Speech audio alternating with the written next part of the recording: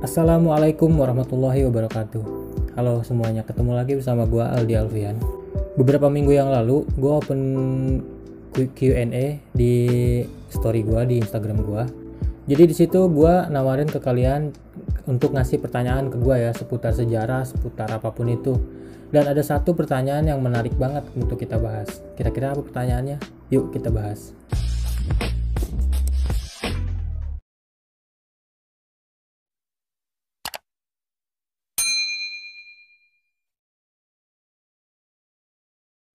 Oke, pertanyaannya adalah kayak gini.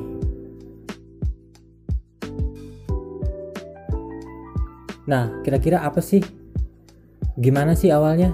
Menurut Wikipedia, ada lebih dari 7.000 bahasa di dunia ini.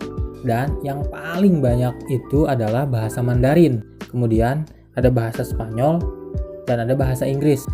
Kok bisa sih gitu? Ada bahasa di dunia ini? Menurut Noam Chomsky, namanya susah juga ya. Nah, menurut beliau, katanya bahasa itu tercipta sekitar 60.000 sampai 100.000 tahun yang lalu. Wah, lama banget ya. Kalian masih di mana tuh kira-kira? Dan munculnya itu katanya di Afrika. Kok bisa sih bahasa itu muncul? Nah, ternyata dari zaman manusia purba, dulu itu mereka mengekspresikan itu lewat gerakan-gerakan itu ya, kayak misalkan kita lapar nih, aduh lapar. Mereka itu mencontohkan seperti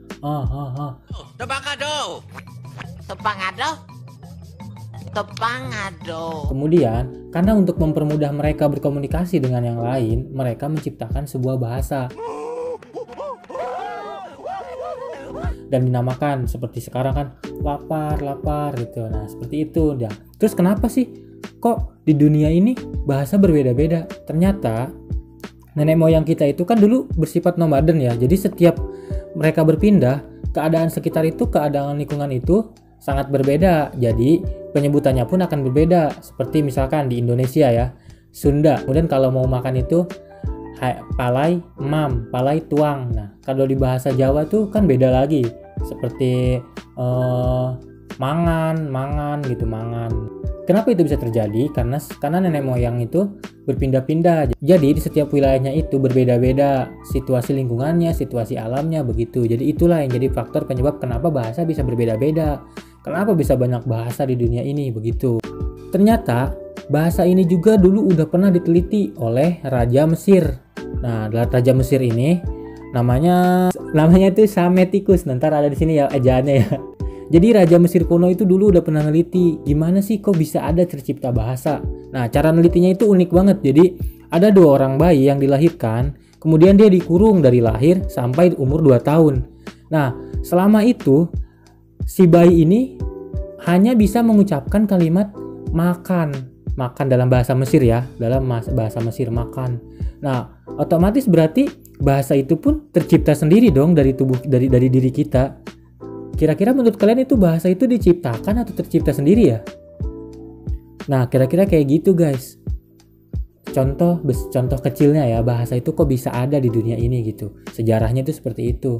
Dan dari dulu juga udah ada yang meneliti dan sampai sekarang penelitian pun masih berlangsung karena masih banyak yang memperdebatkan gimana sih bahasa itu muncul gitu guys. Pertanyaan ini bagus banget dan gue pun jadi tahu di mana asal usul bahasa itu yang kita pakai sehari-hari ini nih, kita ngomong dengan seperti ini. Ada juga kita bisa juga kan menciptakan bahasa sendiri kayak model bahasa kebalik kayak aku menjadi uka, cinta itnaj, kamu umak, uka itnaj umak. Nah, kayak begitu ya. Berarti bahasa itu bisa dibuat, bisa juga tercipta sendiri. Masih 50-50 ya guys ya, antara diciptakan dan tercipta. Karena peneliti pun masih meneliti akan hal itu, bagaimana bahasa itu bisa terbuat. Oke, segitu dulu aja guys ya. Semoga info ini bermanfaat dan bisa menambah wawasan kalian mengenai sejarah. Sorry kalau misalkan penjelasannya kurang begitu jelas atau pengejaan kata-kata yang tadi banyak yang saya salah ucapkan.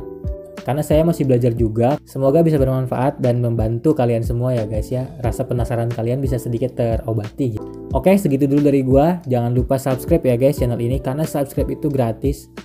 Insya Allah banyak ada informasi yang gua kasih ke kalian yang lumayan bermanfaat. Oke, terima kasih. Wassalamualaikum warahmatullahi wabarakatuh.